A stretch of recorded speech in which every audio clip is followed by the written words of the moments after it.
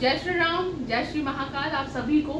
तो आज की मेरी जो यात्रा है वो शुरू होने वाली है उन पहलुओं पे, उन मुद्दों पे जिन पे मैं अक्सर बात करती हूँ, जिन पे बात करने से मैं कतई नहीं कतराती हूँ। मेरे मन में काफ़ी सारे सवाल होते हैं और काफ़ी सारे संवाद होते हैं, पर आज का जो वीडियो होने वाला है वो होने वाला है सवालों पे। क्योंकि मैं एक विचारधारा को फॉलो नहीं करती, मैं सिर्फ एक विचार को फॉलो करती हूँ। और स्वयं श्री कृष्ण कहते हैं कि एक विचार भी समस्त समाज को बदल सकता है। एक छोटी सी आशा की किरण भी इस पूरे ब्रह्मांड में रोशनी कर सकती है।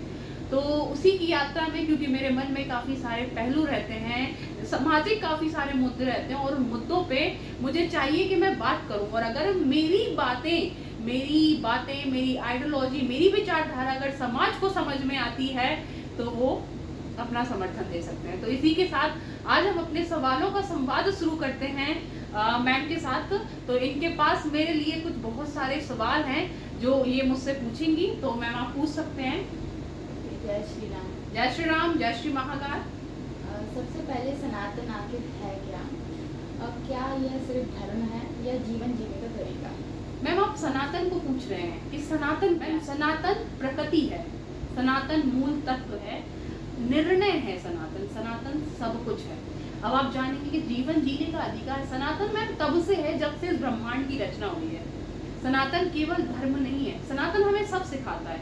आप इस प्रकृति को लें, वो हर चीज आप देखें ना, सनातन को आजकल लोगों ने एक धर्म बना दिया है, एक आस्था बना दिया है, एक पर्टिकुलर चीजों से जोड़ दिया। पर क्या है सनातन? सनातन वो है जब प्रकृति बदलती है, सनातन वो है जब जीव जीना सीखता है, सनातन वो भी है जहाँ एक माँ अपने बच्चों का लालन पोषण करके हर चीज में, हर समय में, हर प्रकृति में, हर जीव में सनातन ही है। और सब कुछ सनातन से ही शुरू होता है और अंत से लेके अनंत तक, प्रारब्ध से लेके प्रारंभ तक सब कुछ सनातन ही है। अच्छा मैम, एक क्वेश्चन और है। अचानक इतनी चर्चा क्यों होने लगी है सनातन पर? मैम देखो, अगर बात आज की करें तो आज नहीं मैम चर्चाएं हो रही हैं। सनातन शुरू से था तो सनातन की चर्चाएं भी शुरू से होती रही हैं। बट जब भी किसी चीज को दबाने की कोशिश की जाती है, उसको जड़ से खत्म करने की कोशिश की जाती है, उसको मिटाने की कोशिश की जाती है, तब वो अपने मूल स्वरूप में आती है। सनातन मैम शुरू से था, शुरू से वो फैला हुआ है।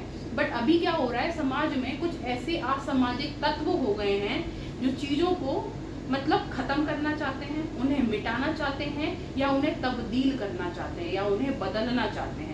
इसी तरह से आज का जो युवा है वो पहचान रहा है। नहीं तो आप करें तो कितने ही सालों से एक ब्रेन वॉशिंग चल रही है, एक प्रोपोगेंडा चल रहा है जिसे लोग फॉलो कर रहे हैं, अंधविश्वास जिसे फॉलो कर रहे हैं, क्योंकि उन्हें ऐसा करने पे मजबूर किया गया, उन्हें उस अंधविश्वास पे विश्वास दिलाया गया, उनके सामने, उनके प्रत्यक्ष ऐसी चीजें रखी गई जिससे वो खुद ही अपनी मूल प्रकृति को भूल बैठे। और जब यही मूल प्रकृति उन्हें याद दिलाई गई जो कि है सनातन, तब वो इतने अभिन्न अभिन्न रंगों से, अभिन्न अभिन्न रूपों से उनके सामने आई, जिस तरीके से आज सब लोग इसके बारे में जान रहे हैं। जो जान रहे हैं वो बता रहे हैं, और जिन्हें नहीं मानना, जो अभी भी दिमागी रूप से ढोंगी बने हुए हैं या विकलांग हैं, वो आज भी मानना नहीं चाहते। ओके। एंड एक क्वेश्चन आया है, थोड़ा सा सोशल मीडिया से रिलेटेड है, जहाँ युवाओं को सनातन और भारत के इतिहास के बारे में क्यों जानना है और क्या जानना चाहिए? क्योंकि मैम हमारा इतिहास जो था वो काफ़ी वीर था, काफ़ी वीरता पूर्वक था। अभी मैं रिसेंटली मैम एक, आप समझेंगे, एक रील स्क्रॉल कर रही थी, तो वहाँ पे आई सॉ दैट के करीना जो कपूर है वो बड़ी ही प्राउडली बताती हैं कि उन्होंने उनके बेटे का नाम तैमूर क्यों रखा। बिकॉज में रीड किया नहीं किया, या वो कहते हैं कि तैमूर बहुत ही मतलब वो वीर हैं, इसलिए उन्होंने उनका नाम तैमूर रखा। और तैमूर गलत है, ये कम्प्लीटली गलत है। अगर आप इतिहास पढ़ेंगे ना मैम, तो आप जानेंगे जो तैमूर है वो कितना ही क्रूर शासक था, कितना ही मतलब विधर्मी था, और मतलब कितनी ही क्रूरता, नीचता उस व्यक्ति के अंदर थी, कितना दुष्ट वो व्यक्ति था। आपको पता होगा उसकी कैद में 1 लाख हिंदू थे। जब वो दिल्ली आया, जब उसने दिल्ली पे अपना शासन किया, जफरीनामा में मैम ये बात लिखी है, you can just now Google it, कि जफरीनामा में ये बात लिखी है, जब वो दिल्ली आया 1 लाख हिंदू थे, उसमें बूढ़े, बच्चे, माताएं, पुरुष, महिलाएं, कितने लोग थे। और आपको पता है उसने उन निहत्थे हिंदुओं को जो सिर्फ उसकी काल कोठरी में थे, जिन्हें मुश्किल से कुछ दिनों में एक वक्त का खाना भी नसीब नहीं होता था, उनके सर कटवा दिए गए। और उन सरों को कटवा के उनका जो कंकाल उस सर का था, जो मुंडन उस सर का था, वो वहां पे ढेर लगाया और सबको दिखाया कि अगर कोई उसके विरुद्ध जाएगा तो वो उसके साथ ऐसा ही होगा। ये था सनातन को मिटाने की चाह, ये था हिंदुओं को मिटाने की चाह। और आप कहते हैं कि आपने हिस्ट्री पढ़ी है, तो इसीलिए, और ये बात खुद जफरीनामा में लिखी गई है, वहां पे बताई गई है। अब आप बताओ, जहाँ पे ऐसे लोग, आप ये समझो ये कितनी बड़ी आइडियोलॉजी है, ये मतलब ये इनकी एक फ्रेम है, समाज में एक इमेज है। और अगर कोई समाज में जिसकी इतनी बड़ी इमेज है, जिसके काफी सारे फॉलोअर्स हैं, वो अगर कोई ऐसा कृत्य करते हैं, तो जो उन्हें फॉलो करते हैं वो क्या सीखेंगे? आप बताइए। आप कह रहे हो हिस्ट्री की बात, did she really read the history, what is written in history? No, that is the thing ना मैम। करेक्ट। और आप बात करें मैम, हमारे तो इतिहास मिटाई दिए गए हैं, जितने भी विधर्मी आए उन्होंने भारत को मिटाने की कोशिश की है। और इस बात पे मैंने रील में भी बात की, और मैं एक बार फिर कहना चाहूंगी कि कुछ लोग कहते हैं कि कुछ भी हो जाए हस्ती मिटती नहीं हमारी, सदियों रहा है दुश्मन दौरे जमा हमारा। पर इस चीज पे ना मैं ये चीज कहना चाहूंगी कि बहुत गलत है। हमारी हस्ती मिटती है, हमें मिटाया भी जाता है, हमें भगाया भी जाता है, और हमारे साथ गलत भी किया जाता है। क्यों? आज सबके सामने है कश्मीर की कथा, नहीं भगाया गया क्या वहां से? पंडितों को नहीं भगाया गया? नहीं हुए उनकी बहन, बेटी और माओ के साथ बलात्कार? आज तक, आज 2026 चल रहा है, आज तक कश्मीरी पंडितों को उनका घर नहीं मिला है। आप केरल में देखिए, निजामों ने कितने अत्याचार किए हिंदुओं पे। आप हैदराबाद में देखिए, आप हर जगह देखिए। आज 2026 की भी मैं बात करूं ना, तो सीलमपुर, उत्तम नगर, सूर्या, तरुण, आज भी वही एग्जाम्पल है। और फिर भी हिंदू सोया हुआ है, क्योंकि यहाँ पे कोशिश की जा रही है किसी धर्म को मिटाने की, उसे बुझाने की या तब्दील करने की। एक क्वेश्चन और आया हुआ है, लाइक क्या आतंकवाद को किसी एक धर्म से जोड़ना सही है, या ये एक विचारधारा की समस्या है? मैम, पहली बात, धर्म तो कोई है ही नहीं, सब मत है। धर्म केवल एक है, सनातन।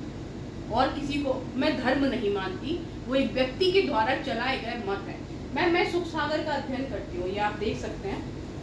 मैं भगवत गीता का अध्ययन कर सकती हूँ, और आप यहाँ देखेंगे काफी सारी किताबें पढ़ी हैं। ये श्री नरसिम्हा अवतार, मैं इसकी किताबें पढ़ती हूँ। और मतों में कितनी किताबें हैं, क्या लिखा है इस किताब में, आप कुछ दर्शकों को बताएंगे? मैम इसके बारे में आएंगे। इसमें जो नाम जप की जो महिमा है, जो नरसिम्हा अवतार है, जो नाम आप लेते हैं, उस नाम जप की क्या महिमा है, नाम जप को लेने से क्या बेनिफिट्स हैं। अगर कि कोई 3 बार भी अपने मन में कृष्ण कृष्ण कृष्ण कह देना, तो उसका जीवन, वो जीवन के क्षण पवित्र हो जाते हैं और आनंद से भर जाते हैं। ये है कृष्ण नाम की महिमा। अगर कोई राधा रमण कह दे, कोई बांके बिहारी कह दे, तो वो दिन खिल जाते हैं, उनके वो चरण, उनके मुंह में सुगंधी आ जाती है। ये है नाम की महिमा। तो इस किताब में इसी का वर्णन है। तो अब हम बात करते हैं धर्म को आतंकवाद से जोड़ना। तो मैम, पहली बात, धर्म कोई नहीं है, सिर्फ एक ही है, सनातन धर्म। बाकी है मत, जो किसी विचारधारा पे चल रहे हैं, जो किसी व्यक्ति के बनाए हुए चल रहे हैं, तो वो है मत। और रही बात मत की, तो मेरा नहीं मतलब है कि किसी भी मत को आतंकवाद से जोड़ना, पर कोई भी मत किसी भी व्यक्ति के लिए कट्टरता बन जाए, किसी भी व्यक्ति को दूसरे व्यक्ति की निंदा करने पे, उसके साथ दुष्कर्म करने पे, उसे मारने पे, उसे पीड़ा पहुंचाने पे, उसे कष्ट देने पे, उसके सगे संबंधियों, उसके रिश्तेदारों के साथ गलत करने पे अगर कोई धर्म या कोई मत सिखाता है, तो वो मत नहीं है, वो एक कट्टरतावाद है। और मुझे या समाज की किसी भी व्यक्ति को कट्टरतावाद का समर्थन नहीं करना चाहिए। और आप देख रहे होंगे समाज में एक 16 वर्ष के व्यक्ति को एक 16 वर्ष के बालक को चाकू मार दिया जाता है। होली के रंग के कुछ छींटे पड़ने पे एक व्यक्ति की हत्या कर दी जाती है। आए दिन लड़कियों के साथ बहसी और दरिंदगी की जाती है। आप समझ लो ये, और आप कह रहे हो कि आप किसी मत से आते हो, किसी धर्म से आते हो, और वो धर्म आपसे ऐसा करने के लिए कहता है, तो या तो वो धर्म सही नहीं है या फिर आप सही नहीं हो, क्योंकि कोई भी धर्म किसी दूसरे व्यक्ति को मारना नहीं सिखाता। कोई भी धर्म ये नहीं सिखाता कि इसे आतंकवाद करो। फिर क्योंकि और रही बात आतंकवाद से जोड़ने की, तो जब कभी भी अभी मैं एक रील स्क्रॉल कर रही थी, उसमें कोई बेधर्मी आता है, वो मेट्रो में घुस जाता है और एकदम जल्दी से भाग के मतलब वो आई थिंक लंदन कहीं पे लीड थी वो रील थी, तो वहाँ पे वो व्यक्ति घुसता है और अल्लाह अकबर चिल्लाता है और वो मेट्रो से भागने लग जाता है। और फिर आप कह रहे हो कि किसी भी मत को आतंकवाद से जोड़ना सही नहीं है। ये छवि किसी दूसरे ने नहीं बनाई है, उनके खुद के किए गए कृत्यों ने बनाई है। तो अगर कृत्य ही खुद के गलत हैं तो कोई दूसरा उसकी आलोचना ना करे, ऐसा हो ही नहीं सकता।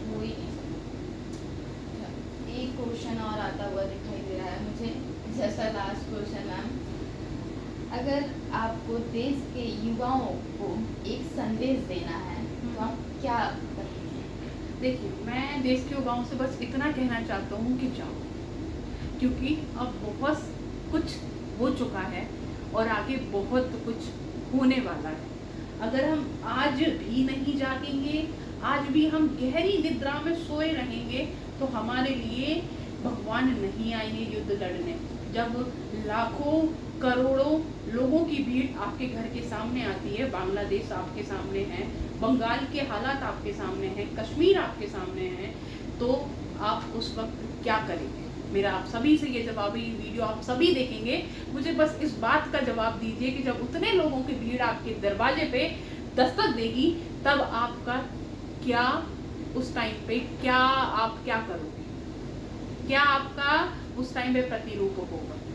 क्योंकि अभी वक्त है, जाग जाइए, सनातन की तरफ वापस आइए, उसको जानिए, क्योंकि सनातन में ही कहा गया है धर्मो रक्षति रक्षता। धर्म के लिए शस्त्र उठाना अनिवार्य है, और वो नहीं उठाए तो फिर बहुत कुछ आप समझ रहे हैं।